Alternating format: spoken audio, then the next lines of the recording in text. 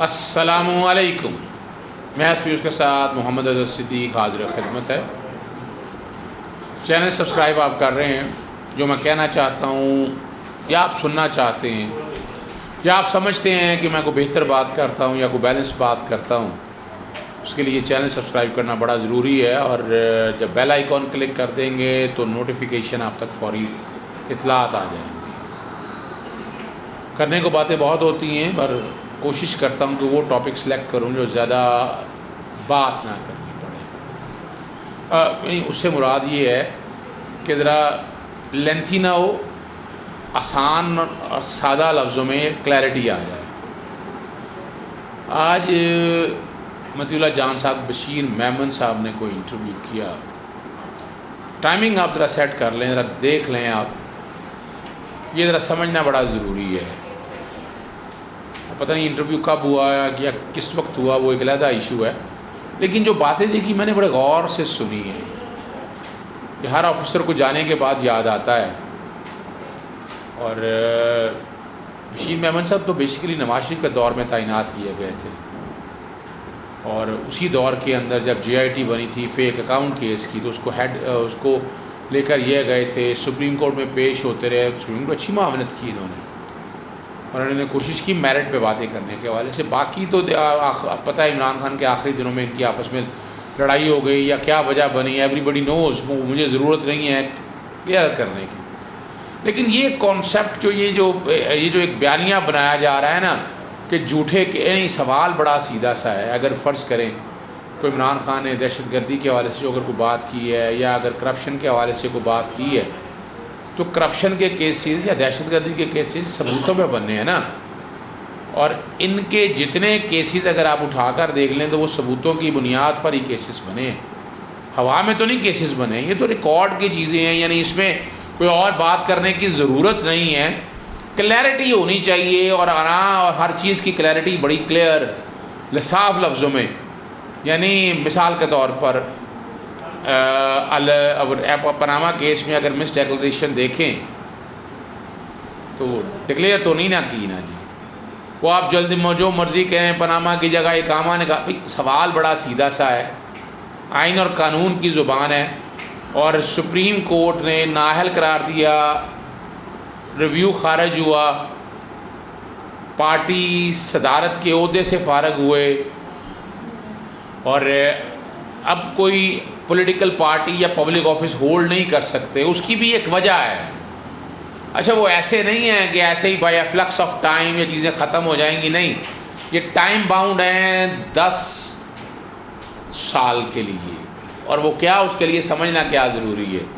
اس کے لیے سمجھنا یہ ضروری ہے کہ ایون فیلڈ کے اندر اور العزیزیہ کے اندر ایسٹ بیانڈ مین، اثاثے اپنی اوقات سے زیادہ رکھنے یا اپنی بساط سے زیادہ رکھنے، یہ کرپشن یا کرپٹ پریکٹسز سیکشن 9 ہے. اور یہ سیکشن 9 غالباً اس دور میں نہیں بنا، 1999 میں بنا. اس کے بعد پی ایم ایل این کی گورنمنٹ رہی. ابھی پیچھے ریسنٹلی بات کر رہا ہوں، اس وقت اپنا چودھری پرویز لائی، شوکت عزیز، اور خاص طور پر اگر آپ سوچیں تو پیپلز پارٹی کی گورنمنٹ رہی 99 کے بعد. اگر 2005 سے ہم آ جائیں تو 2005 سے آج 2020 15 سال تو ہو گئے جی. تو یہ جو بات کہنا کہ بیٹھ کر خالی کہہ دینے سے، بھئی ایک بندے نے اگر کوئی وضاحت لے لی ہے، کو پوچھ لیا ہے کہ یہ جرم سے کیا جرم بنتا ہے، اس وقت کیوں نہیں انکار کیا آپ نے؟ آج آپ کیوں انکار کر رہے ہیں؟ آج آپ کیا کہنا چاہتے ہیں؟ اور کیا کوئی وہ پرچے ہوئے؟ سوال تو بڑا سیدھا سا ہے. کیا کوئی بھی ابھی کارروائی جو ہوئی ہے وہ ثبوت کی بنیاد پر یا اس کے علاوہ کوئی بتا دیں؟ عدالتیں آزاد ہیں، عدالتیں آئین اور قانون کے مطابق کرتے. یہ ایک بیانیہ ہے، جھوٹ کو اتنا جھوٹ بولو کہ سچ لگے. اور یہ ایک بیانیہ چل رہا ہے، یہ اچھا نہیں ہے. یہ اچھا امپریشن میں تو یہ کہوں گا کہ اچھا امپریشن دیا نہیں جا رہا، یا کیا بتایا جا رہا ہے سمجھ سے باہر ہے. کلیئرٹی بڑی سیدھی سی بات ہے، ہر چیز صاف اور واضح لفظوں میں موجود ہے. ہم اس کو سمجھنا نہیں چاہتے، یا ہم چاہتے ہیں کہ وہ چیزیں ذرا کلیئر نہ ہوں، اور ابہام تو یہ پیدا کرتے ہیں نا، یعنی رانا ثناء اللہ کے بارے میں جی اے این ایف کا کیس جھوٹا، بھی جھوٹا جائیں، فرد جرم عائد کرائیں، شہادتیں کرائیں اور کام ختم ہو جائے۔ ایون فیلڈ میں جا کر آئیں، پاکستان میں میڈیکل گراؤنڈز پہ آپ کی ضمانت خارج ہو چکی ہے، اب آپ تو غیر قانونی طور پر، غیر اخلاقی طور پر، یہی وجہ ہے کہ ایبسکونڈر ڈکلیئر کر دیں گے، کل 7 اکتوبر کے لیے کیس لگا، ایبسکونڈر کی باقی کارروائی چلنی ہے۔ تو اگر ان چیزوں کو سب کو اگر آپ ملا کر دیکھیں تو کلیئرٹی تو آ جانی چاہیے نا عام آدمی کو، کہ یہاں خدا را انصاف ہو رہا ہے، یہ مت ابہام پیدا کریں بشیر میمن صاحب یا باقی لوگ جو چاہتے ہیں۔ مثال کے طور پر جیسے میں نے پہلے بتایا تھا کہ 2 بیانیے وہ بناتے ہیں کرپشن کے حوالے سے، میں نے آپ کے سامنے کلیئر بات کر دی۔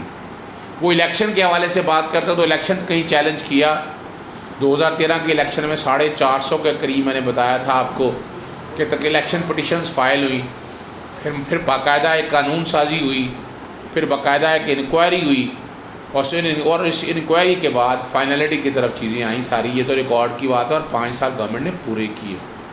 میں بھی یہ کہتا تھا کہ نہیں، وقت سے پہلے ہٹا دینا چاہیے، لیکن اب آئین اور قانونی طریقہ کار یہ ہے۔ کیا طریقہ کار ہے وزیر اعظم کو ہٹانے کا؟ ووٹ فار نو کانفیڈنس، یا صدر کو ہٹانے کا طریقہ کار کیا ہے؟ امپیچمنٹ، یہ طریقہ کار ہے، ٹھیک ہے نا جی۔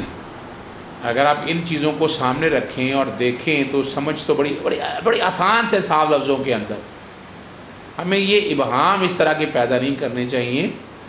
اور ہم اب چاہ کیا رہے ہیں، یا اپوزیشن یہ کیا چاہ رہی ہے؟ وہ کہہ رہے ہیں جمہوریت اس لیے برقرار رکھنی ہے کہ کسی لیڈر کو کچھ کہا ہی نہ جائے، ہی should not be answerable, corruption اور کرپٹ پریکٹسز کوئی جرم نہیں ہے، اگر کوئی منشیات بیچتا ہے تو یا فروخت کرتا ہے یا اسمگل کرتا ہے تو یہ کوئی جرم نہیں ہے۔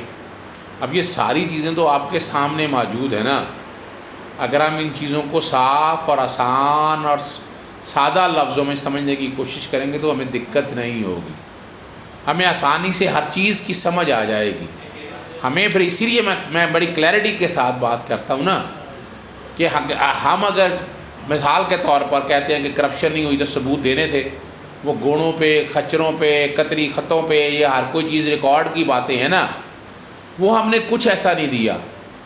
ہم اپنے آپ کو امیر المومنین یا اپنا اب امام دین، یا جو کوئی گجراتی تو نہیں، امام دین جو بھی کو بننا چاہتا ہے وہ اس طرف لے جا کر چیزیں جا رہی ہیں، اور اس سے تو پھر گاڈ فادر اور سیزین مافیا کا کانسیپٹ بڑا کلیئر ہو کے سامنے آ رہا ہے، اور کوشش یہی کی جا رہی ہے۔ اور ماشاءاللہ انویسٹمنٹ تو آپ کو پتہ بہت ہے، انویسٹمنٹ کی ہوئی ہے، بڑے لوگوں نے انویسٹمنٹ لگاتے بھی ہیں یہاں پر، اور باہر کے ملک میں جو باتیں ہوئی ملاقاتوں کی، میں ان میں تو نہیں جاؤں گا، لیکن جو باتیں کی اس سے ہمارے ہمسایہ ملک میں بہت خوشی منائی گی۔ اب پتہ نہیں خوشی کیوں منائے گی، پتہ نہیں، تو میں مذاکراً مطلب کہہ رہا ہوں، ہر ایک کو سمجھ آ جانا چاہیے کہ اب اداروں کو ملائن کر رہے ہیں، اداروں کو تباہ و بربادی کی طرف لے کر جا رہے ہیں۔ اور میں وجہ بھی میں کہہ چکا ہوں، 5th جنریشن وار کے حوالے سے میں نے بڑی کلیئرٹی کے ساتھ یہ بات کہی تھی، میں نے اس میں کوئی ڈاؤٹ نہیں، اور میں نے ساری باتیں بڑی واضح طور پر صاف رکھی تھی، سامنے رکھی تھی، اور آپ کو کلیئر کیا، ناظرین کو بتایا تھا کہ یہ حالات اور واقعات کو سامنے رکھتے ہوئے یہ چیزیں اس طرف جانی ہیں۔ اب ہمیں اگر ان چیزوں کو آگے کی طرف لے کر جانا ہے، ہم چاہتے ہیں معاشرے میں اچھائی بڑھے، تو ہمیں یہ آنکھیں اور کان کھلے رکھنے ہوں گے۔ یہ 5th جنریشن وار کی جو لڑائی ایک چل رہی ہے، یہ لڑائی خطرناک موڑ کی طرف جائے گی، اور اگر خطرناک موڑ کی طرف چیزیں جائیں گی تو اس کے نقصان بہت ہوں گے۔ لیکن اتنا مجھے پتہ ہے، حضرت نعمت شاہ ولی اللہ کے بارے میں بار بار بات کر چکا ہوں، غزوہ ہند کے حوالے سے بات کر چکا ہوں میں، یہ غلبہ اسلام کا رہنا ہے، غلبہ اسلام کا آنا ہے، اور ان سارے مسائل سے نکالنے والے ایک ہی ہوں گے۔ یہ لڑائی یا جنگ ہم نے نہیں لڑنی یا آپ نے نہیں لڑنی، ہاں ہمیں اگر ہم موجود ہوں تو ہمیں تو لڑنی ہے، خواہش کا اظہار کرنا ہے، اس جنگ میں حصہ لینا ہے، لیکن یاد رکھیے گا آئین پاکستان 1973 سوشل کانٹریکٹ اور عمرانی معاہدہ ہے، اور اس کو آپ جس شکل میں لے کر جانا چاہتے ہیں یا جس شکل میں ہے اسے خراب نہیں کیا، بگاڑ نہیں پیدا کیا جا سکتا۔ تو معاشرے میں سے اس طرح کی جھوٹ، فریب اور فراڈ اور فریب ختم ہونا چاہیے۔ عوام کو صرف سچ اور سچ دکھانا چاہیے۔ ابھی تک تو آج تک کوئی ایسٹ یا ڈیٹیل ساری سامنے نہیں آ سکی ہے۔ اجازت دیجیے گا، السلام علیکم۔